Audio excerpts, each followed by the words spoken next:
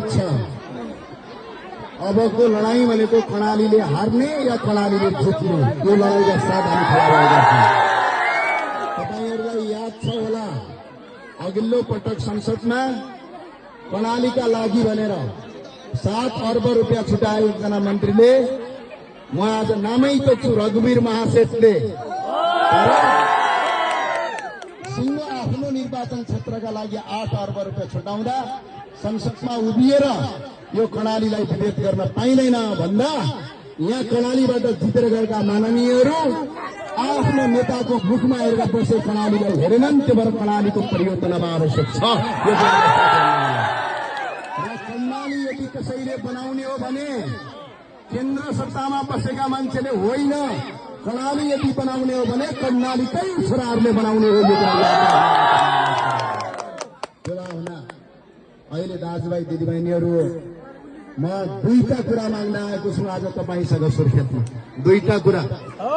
एउटा कुरा, सुर्खेतबाट यहाँ हुने प्रतिनिधि सभाको चुनावका लागि तपाई सबैले, यही भएका दाजुभाइ दिदीबहिनीहरूले, तपाईहरूले कम से कम कर्णालीको आवाजलाई, कर्णालीलाई हेर्ने मान्छे चुनेर पठाउनु।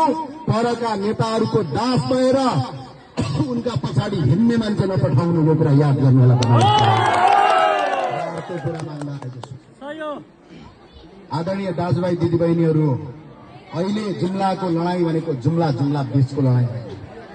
अहिले जुम्लाको लडाईँ भनेको केन्द्र सत्तामा बसेर सधैँ खुट्टा मलाउने प्रवृत्ति र दासत्व विरुद्धको लडाईँका साथ हामी जुम्लामा खडा भएका छौँ। यो कुरा याद गर्नु होला।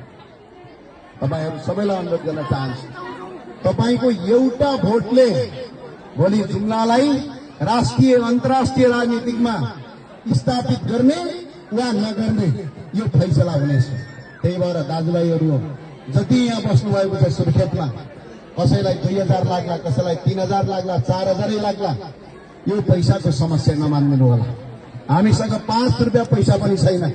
किनभने तपाईलाई याद छ होला, हिजो भ्रष्टाचार भयो भनेर जुम्लाको नाङमा र सुर्खेत जोड्ने पुल भत्काएर पनि फेरि बनाइसकेका छौँ। अहिले चुनावको बेला 1 रुपियाँ पैसा खर्च नगर्ने तपाईहरूले मलाई सहयोग गर्ने।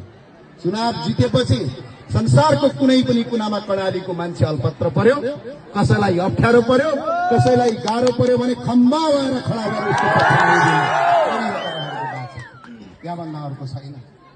आज जुम्लालाई राष्ट्रिय राजनीतिमा स्थापित गर्ने, अन्तर्राष्ट्रिय राजनीतिमा जुम्ला र जुम्ली